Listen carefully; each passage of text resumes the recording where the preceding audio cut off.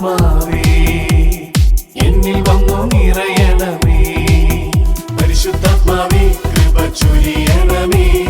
പരിശുദ്ധാത്മാവേ ശക്തി പകരണമേ. പരിശുദ്ധാത്മാവേ കൃപ ചൊരിയണമേ. പരിശുദ്ധാത്മാവേ ശക്തി പകരണമേ. പരിശുദ്ധ പരമ ദിവ്യകാരുണ്യനാഥനായ ഈശോയ്ക്ക് എന്നേരവും ആരാധനയും സ്തുതിയും വീഴ്ചയും ഉണ്ടായിരിക്കട്ടെ. പരിശുദ്ധ പരമ ദിവ്യകാരുണ്യനാഥനായ ഈശോയ്ക്ക് എന്നേരവും ആരാധനയും സ്തുതിയും വീഴ്ചയും ഉണ്ടായിരിക്കട്ടെ.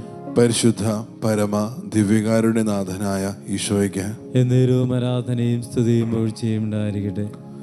സ്നേഹമുള്ളവരെ, സ്വർഗം തുറന്നു തന്ന നിമിഷത്തിലാണ് നമ്മൾ ഓരോരുത്തരും.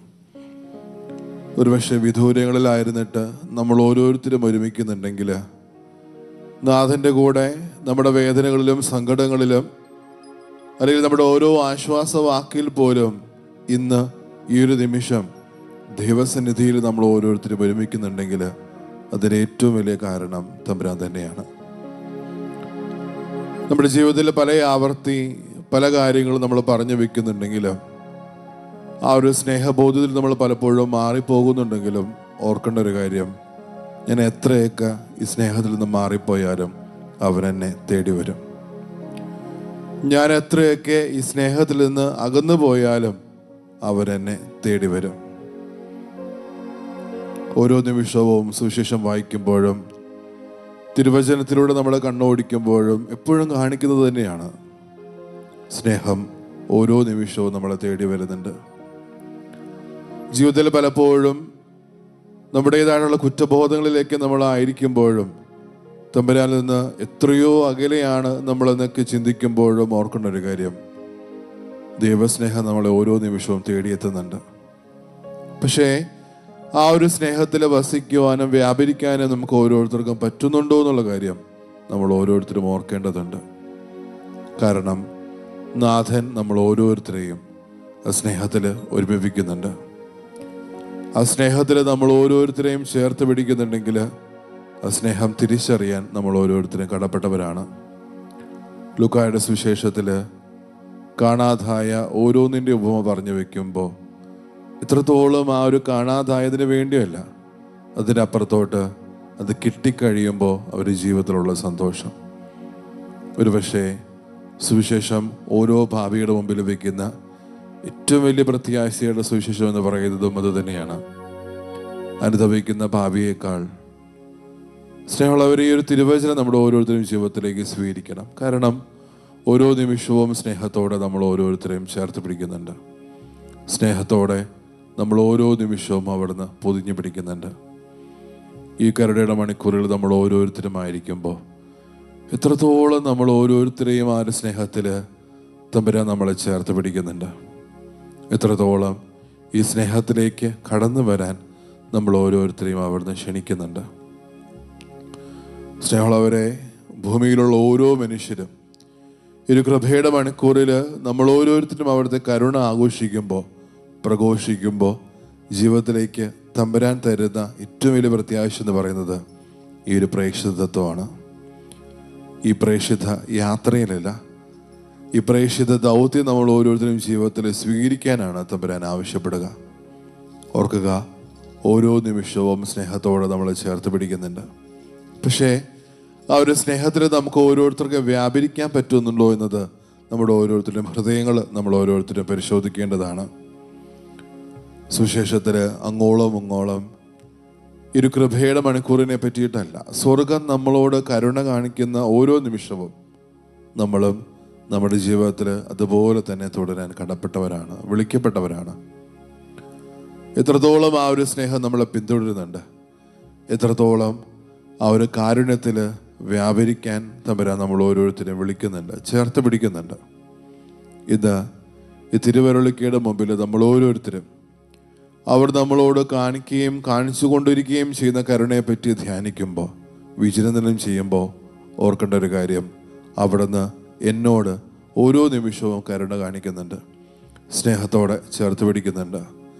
സുവിശേഷം ഓരോ പ്രാവശ്യം പരിശോധിക്കുമ്പോഴും ഓരോ വ്യക്തികളോട് തമ്പുരാൻ ഓരോ കാര്യങ്ങൾ പറഞ്ഞു പഠിപ്പിക്കുമ്പോഴും ഏറ്റവും കൂടുതൽ ആവശ്യപ്പെടുന്നത് നിന്നെ പോലെ തന്നെ നിന്റെ അയൽക്കാരനെയും സ്നേഹിക്കാനാണ്. ഏതൊക്കെ രീതിയിൽ ആ ഒരു പാഠ്യങ്ങൾ പലപ്പോഴും മാറിപ്പോകുമ്പോഴും വ്യത്യസ്തപ്പെടുമ്പോഴും അതിൻ്റെ സംഗ്രഹം എന്നോണം തമ്പുരാൻ ആവശ്യപ്പെടുന്നത് നിന്നെ പോലെ നിൻ്റെ അയൽക്കാരനെയും നീ നിൻ്റെ ജീവിതത്തിലേക്ക് സ്വീകരിക്കുക. കാരണം പലപ്പോഴും സ്നേഹത്തിൽ പോലും നമ്മളൊരു അളവുകോൽ വെച്ച് പലപ്പോഴും മറ്റുള്ളവരെ വിധിക്കുമ്പോഴും അവരെ മാറ്റി നിർത്തുമ്പോഴും തരം താഴ്ത്തുമ്പോഴും പലപ്പോഴും നമ്മുടെ ജീവിതത്തിൽ പറ്റുന്ന ഒരു പരാജയവും അതുതന്നെയാണ്. പലപ്പോഴും സ്നേഹത്തോടെ മറ്റുള്ളവരെ ചേർത്ത് പിടിക്കാൻ നമുക്ക് പറ്റാതെ പോകുന്നു. ഇന്ന് ഈ തിരുമണിക്കൂറിൽ നമ്മൾ ഓരോരുത്തരുമായിരിക്കുമ്പോൾ സ്നേഹത്തോടെ ആ സ്നേഹത്തെ നമുക്ക് ഓരോരുത്തർക്കും തിരിച്ചറിയാം. സ്നേഹത്തോടെ അവിടുത്തെ നമ്മുടെ ജീവിതത്തിൽ നമുക്ക് ഓരോരുത്തർക്കും തിരിച്ചറിയാം. നമ്മളായിരിക്കുന്ന നമ്മുടെ ഇടങ്ങൾ, കുടുംബങ്ങളോ നമ്മുടെ ജോലി സ്ഥലങ്ങളോ എന്തും ആയിക്കൊള്ളട്ടെ, അവിടെയെല്ലാം തമ്പുരാനെ തിരിച്ചറിയാൻ നമ്മൾ ഓരോരുത്തരും കടപ്പെട്ടവരാണെന്നുള്ള കാര്യം നമുക്ക് ഓരോരുത്തർക്കും തിരിച്ചറിയാം. കാരണം എന്നോട് മാത്രമല്ല, ഈ ഭൂമിയിലുള്ള ഓരോ വ്യക്തികളോടും അവിടുന്ന് കരുണ കാണിക്കുന്നുണ്ടെങ്കിൽ, കരുണ ഇന്നും ചൊരിയുന്നുണ്ടെങ്കിൽ, സ്നേഹമുള്ളവരെ ഓർക്കേണ്ട ഒരു കാര്യം, ഞാനും അവനെ പോലെ തന്നെ ചെയ്യാൻ കടപ്പെട്ടവനാണ്.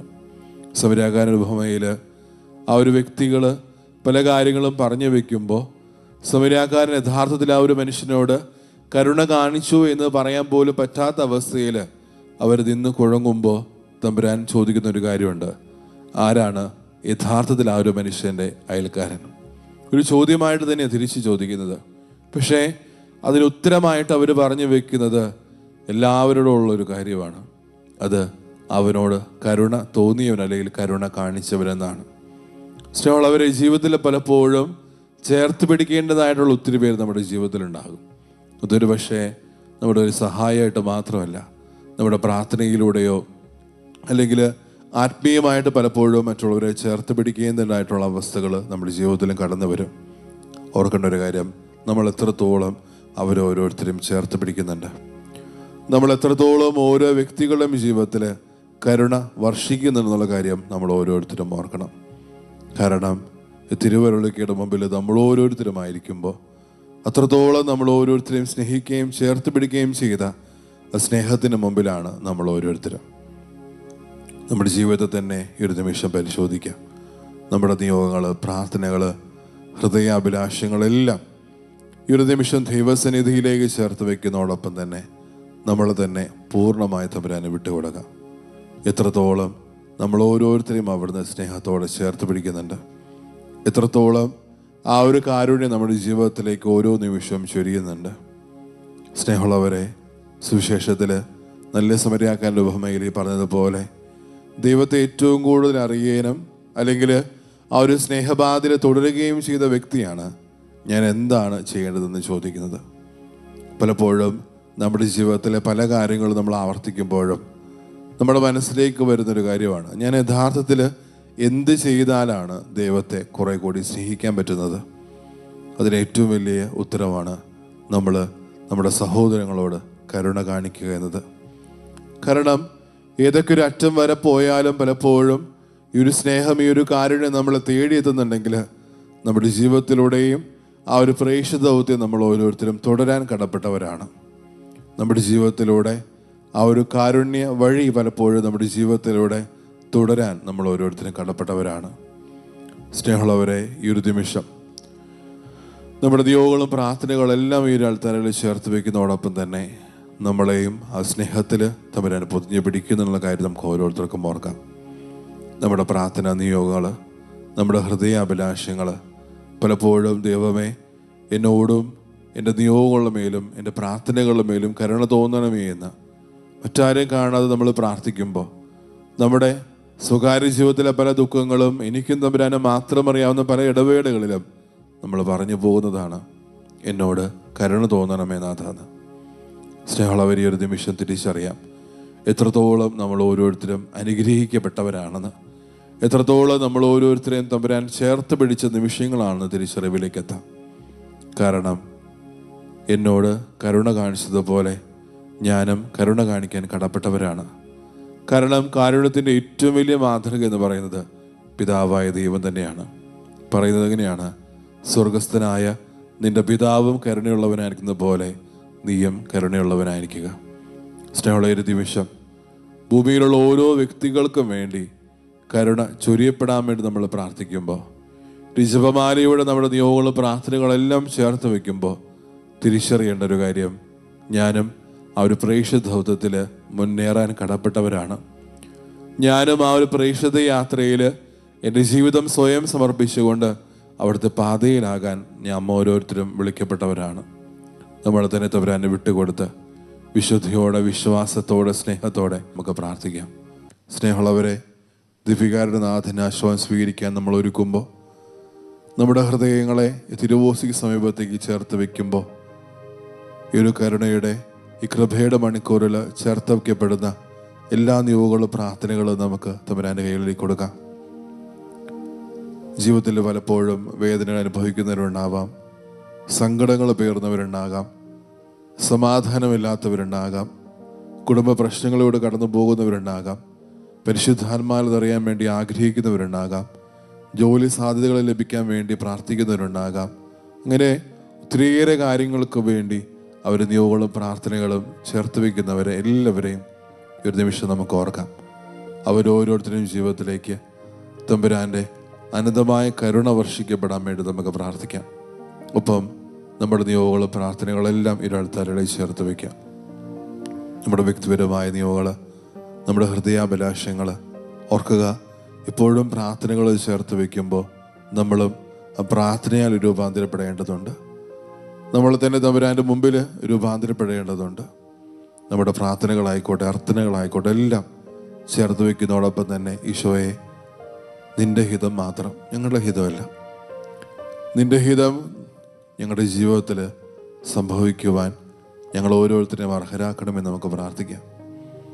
സ്നേഹമുള്ളവരെ, കൃപയുടെ മണിക്കൂറുകൾ ചേർത്ത് വയ്ക്കപ്പെടുന്ന എല്ലാ നിയോഗങ്ങളും പ്രാർത്ഥനകളും അവിടുത്തെ മുറിവേർ തിരക്കെടുത്താൽ ആശീർവദിച്ച് അനുഗ്രഹിക്കണമെന്ന് നമുക്ക് പ്രാർത്ഥിക്കാം.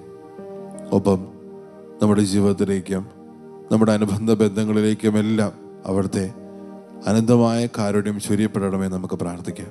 വിശുദ്ധിയോടെ, വിശ്വാസത്തോടെ നമ്മളായിരിക്കുന്ന ഇടങ്ങളിൽ ഇരുന്നു കൊണ്ട് തമ്പുരാൻ്റെ ദിവ്യകാരുണ്യ ആശീർവാദൻ്റെ ആശീർവാദം നമുക്ക് ഓരോരുത്തർക്കും സ്വീകരിക്കാം. യേശുവേ, ആരാധന, ആരാധന, ആരാധന.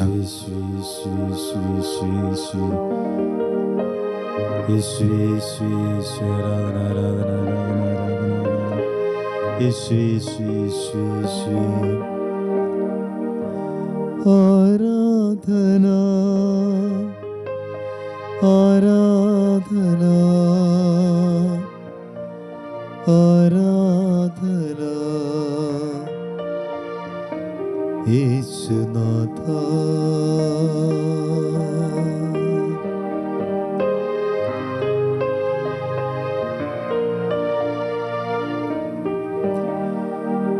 പരിശുദ്ധ പരമമാം ദിവ്യകാരുണ്യമേ, എന്നുമെന്നും അങ്ങേക്കാരാധന, എന്നുമെന്നും അങ്ങേക്കാരാധന, എന്നുമെന്നും അങ്ങേക്കാരാധന.